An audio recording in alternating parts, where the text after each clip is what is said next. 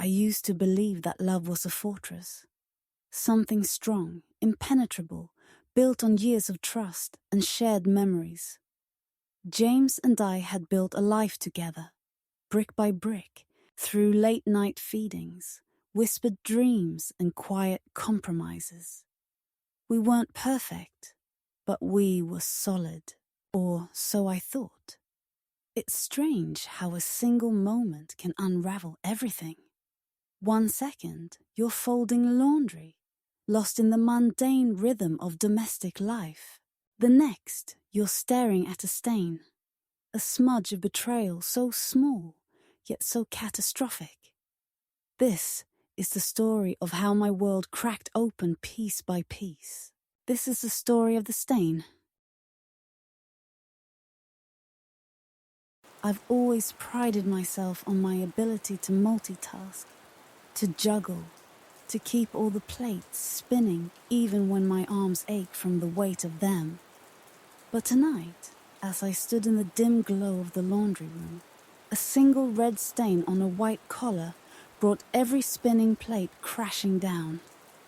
It started like any other Thursday. Sophie's unicorn pajamas were piled high in the laundry basket, their rainbow manes tangled with James's crisp dress shirts. The ones I'd ironed that morning, while he muttered about traffic and kissed the top of my head, like I was a piece of furniture he'd bumped into on his way out.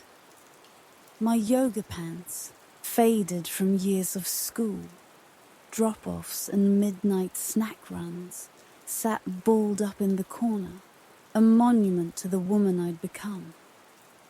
The scent of lavender detergent clung to the air, mixing with the ghost of James's cologne.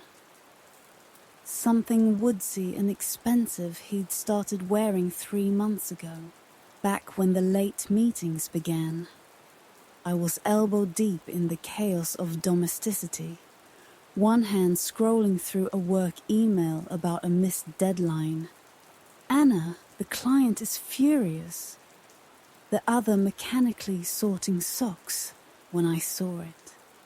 A smudge of red on the collar of his white Armani shirt. Not wine, not ketchup. Lipstick, the kind that doesn't come off with a dab of club soda. The kind worn by women who don't apologize for existing. Vixen Scarlet. The shade whispered in my head. A name I'd seen once on a Sephora display while buying Sophie's bubblegum pink chapstick. My fingers trembled as I lifted the fabric to the dim kitchen light. The stain glowed under the bowl, waxy and iridescent, like the scales of some venomous creature.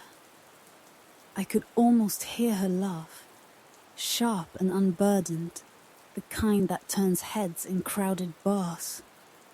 "Mommy, I'm thirsty." Sophie's voice sliced through the silence.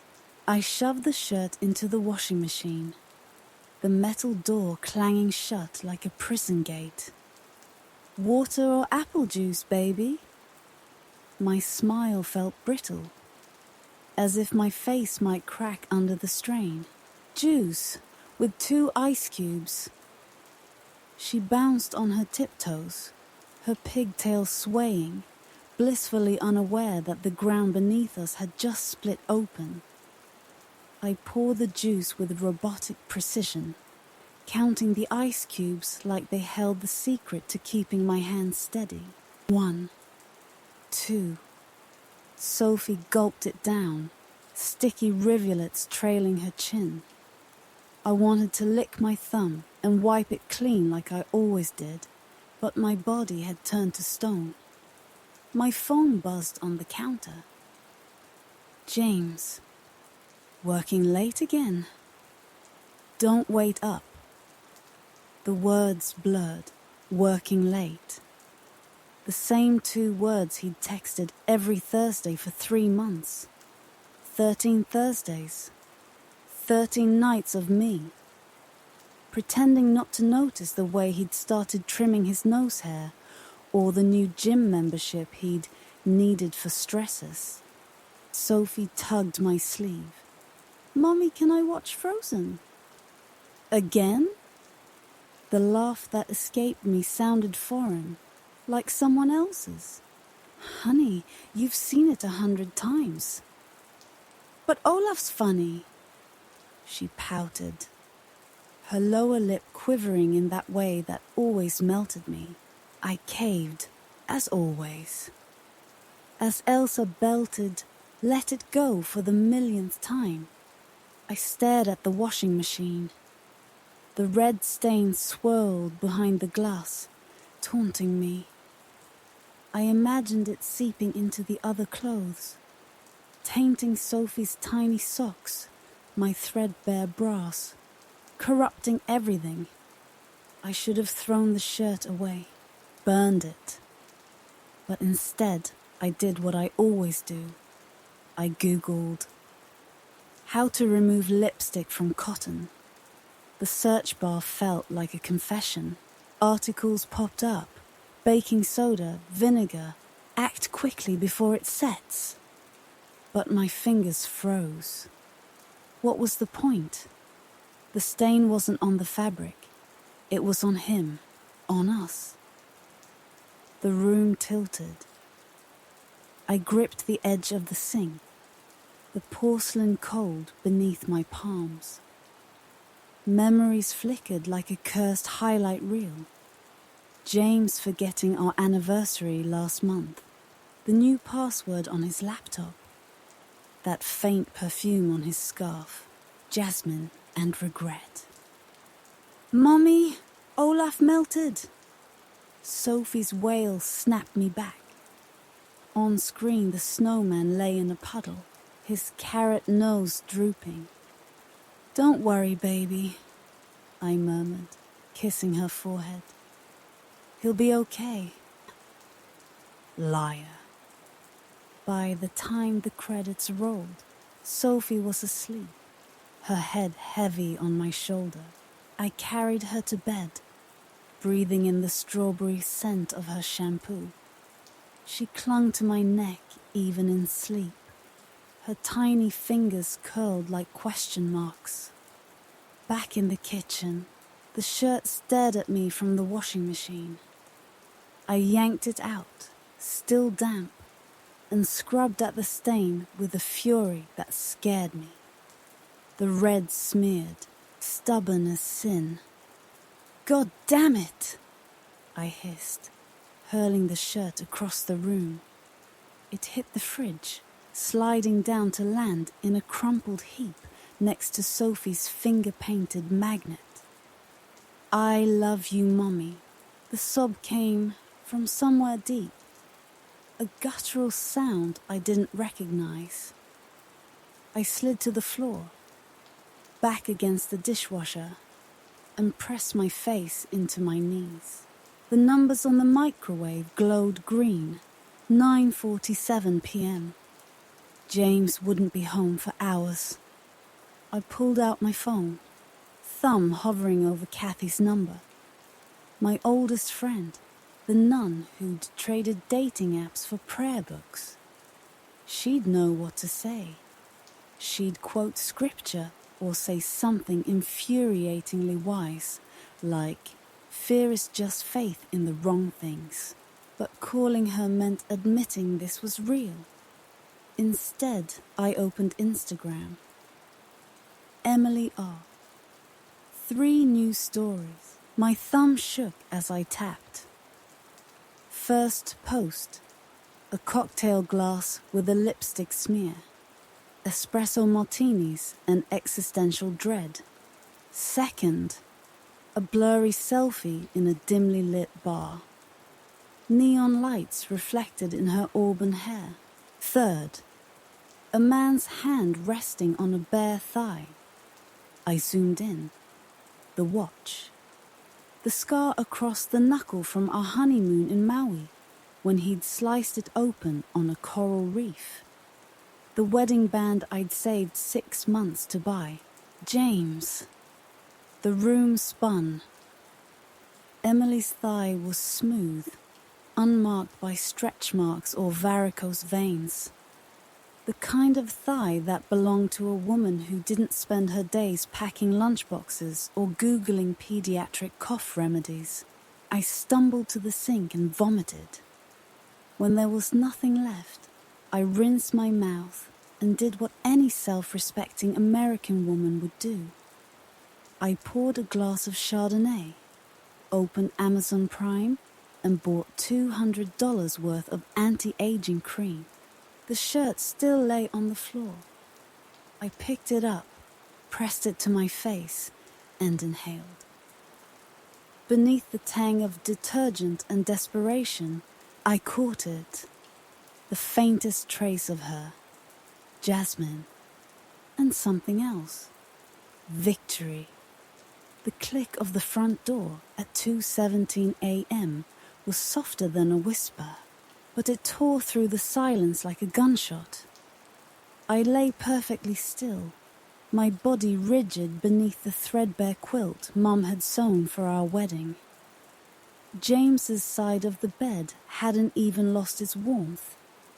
Or maybe I'd just stopped feeling it months ago. His Gucci loafers, the ones I bought him last Christmas, creaked against the floorboards he'd promised to fix. Always tomorrow, he'd say. Just like us, I thought. He paused outside our bedroom door. I could smell her on him. Jasmine, and something sharper, like ambition. My lungs burned as I held my breath, wondering if he'd check on Sophie.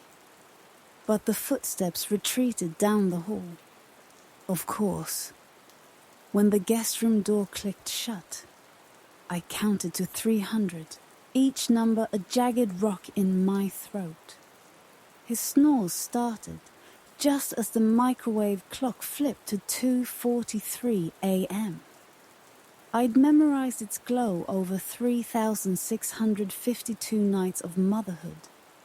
My legs moved on autopilot, bare feet flinching against the cold hardwood. The house felt alien in the dark, every shadow a conspirator. His study smelled like betrayal. Moonlight slithered through the blinds, glinting off the laptop he'd forgotten to take to work. The lid was warm, still warm.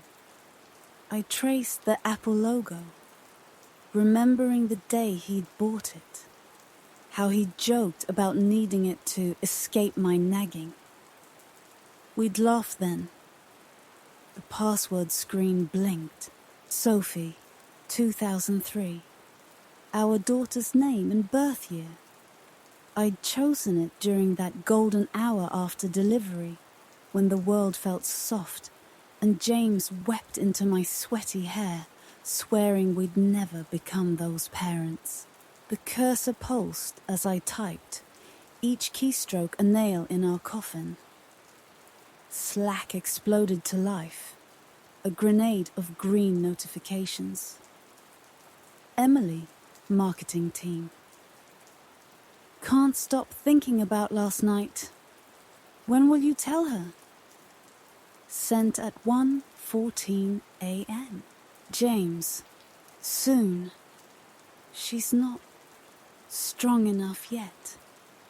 Sent at 1:16 a.m. My vision tunneled, strong enough. The phrase echoed, warping into every lie he'd ever fed me. You're overreacting. It's just work. I clicked Emily's profile. Auburn hair cascading over a plunging red blouse. Senior marketing associate. Bullshit.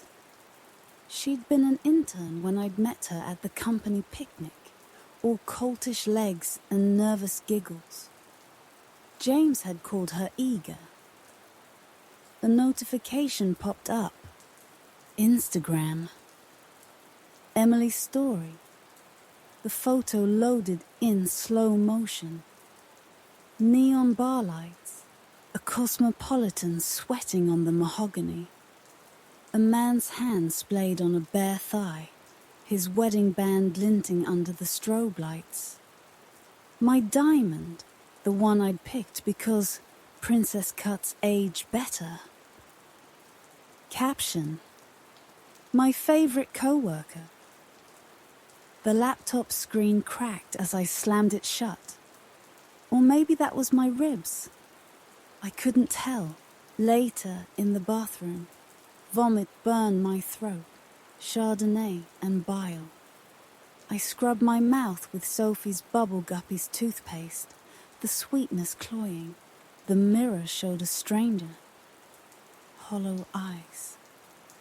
Hair matted on one side from pretending to sleep. She's not strong enough. I yanked open the medicine cabinet. Prozac from my postpartum days. Xanax. Sleep aids. All expired. Like me. 3 a.m. Sophie's nightlight cast pink unicorns on the walls. She slept clutching Mr. Snuffles, the teddy bear James had won at Coney Island when she was 2, before the late nights, before Emily. "Mommy," she murmured, eyelashes fluttering. "Shh, baby." I smoothed her hair. "Daddy's home." Her smile gutted me. 4:17 M. The guest room door was ajar. James sprawled on his back, tie loosened, lips parted. I studied him like a forensic investigator. Collar clean. No lipstick. He'd learned. His phone buzzed on the nightstand. "Emily, still thinking about you." The screen lit up his face. The boyish grin that had charmed me at that rooftop bar in 2010. Back when work-wife wasn't in our vocabulary. I took a photo of his sleeping face. For evidence, I told myself. But really, for the part of me that still loved him. The part that needed proof this monster wore his skin. 5:43 a.m. In the kitchen, I Googled how to tell if your husband is cheating. Divorce Lawyers NYC. Does Walmart sell hidden cameras? The washing machine churned.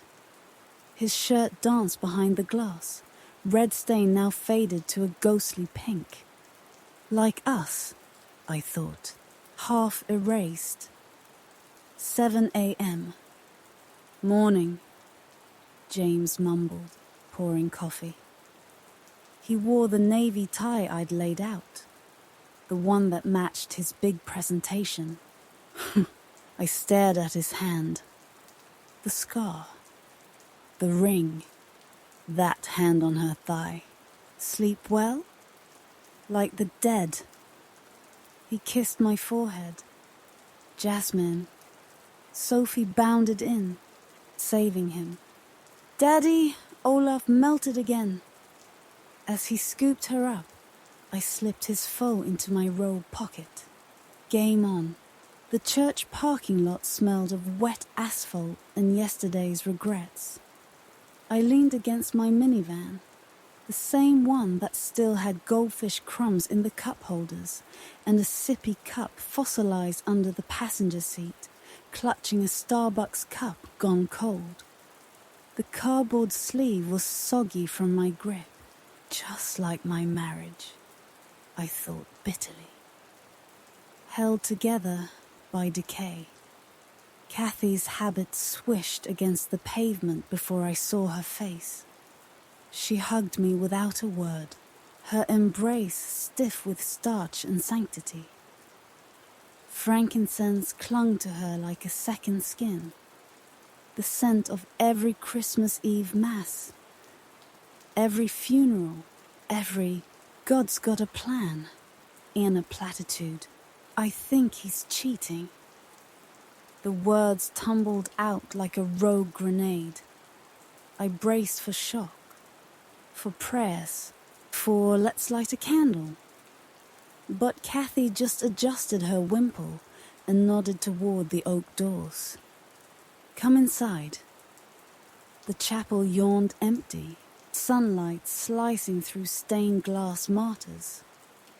Blood reds and cobalt blues pooled at our feet as we walked the aisle.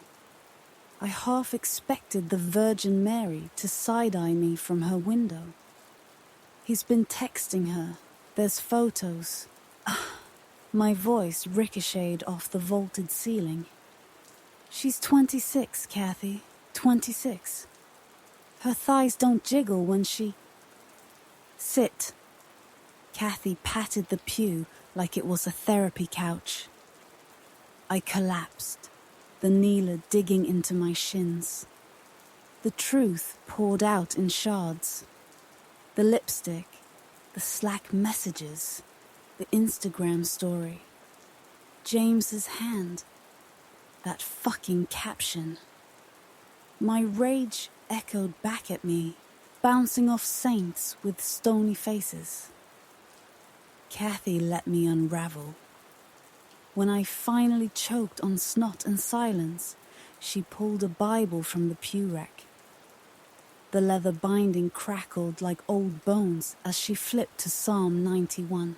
"She who dwells in the shelter of the Most High," she read, "will rest in the shadow of the Almighty." I barked a laugh. "Shelter? This is a war zone. Catholic. He's out there playing house with Barbie while I'm scrubbing puke out of car seats." A shaft of light hit her silver cross. "Then let it be your bunker." "What's that supposed to?" "Fear can't poison you if you stop feeding it." She traced the scripture with a chapped finger. "You think I don't know? The late night vigils? The way you check his phone like it's a live grenade." My throat tightened. Outside, a toddler wailed in the parking lot. Some other Anna. Some other unraveling. When Mark left me... Wait. Mark. I gaped. The pious girl who'd traded frat parties for Franciscan vows had a past. Kathy's cheeks pinked. Seminary dropout. Smelled like patchouli and bad decisions. She smirked. I wore his hoodie to mass for a month after he ghosted me.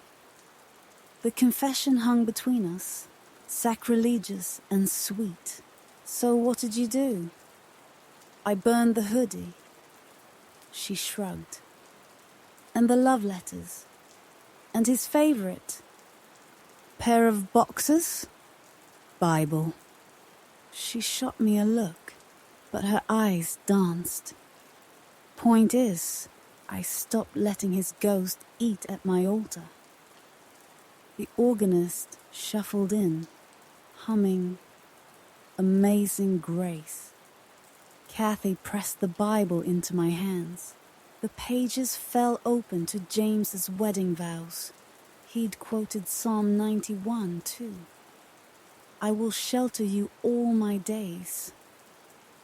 Irony tasted like communion wine gone sour. What if I can't stop feeding it? My whisper stuck to the rafters. What if I like the poison? Kathy stood, her habit swallowing the sunlight. Then bring it here. Every Thursday we'll starve it together. The toddler outside screeched louder. I glanced at my phone. 3 missed calls from daycare.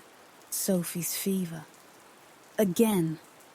Kathy squeezed my shoulder. Go. Your battlefield's waiting. At the door I turned. What if I'm not strong enough? She smiled, bittersweet. Then we'll build a bigger bunker. I became a detective in my own horror story. Emily's Instagram was my crime board. I stalked it during pumping sessions at work, hunched in the lactation room with my phone. Brightness dimmed so low the pixels screamed tap, tap, tap. Each photo a knife twist. Post 1. Emily hiking in Sedona, wearing the black Lululemon crop top James had bought me for my 30th birthday. Treat yourself, he'd said. Treat yourself to a midlife crisis, I thought. Her flat stomach mocked my C-section shelf. Post 2. Emily clinking margaritas with his team at Bar 54. James's arms slung over the back of her chair. Work wives keep you sane. Post 3. A meme of a cartoon man juggling 2 women. Emily tagged James. Work husbands. Real husbands. The comments section was a graveyard of emojis. Fire. Eggplant. Praying hands. At 3:03 p.m. I snapped. The minivan swerved into his office parking garage, tires screeching like a banshee. I didn't remember driving there. My hands strangled the steering wheel, knuckles white as the day I'd pushed Sophie into the world. The radio blared a Taylor Swift breakup anthem. Appropriate. Emily was in the lobby, leaning over the security desk like a cat in heat. Her skirt barely covered the sin she was selling. Mrs. Thompson! She straightened, smirking.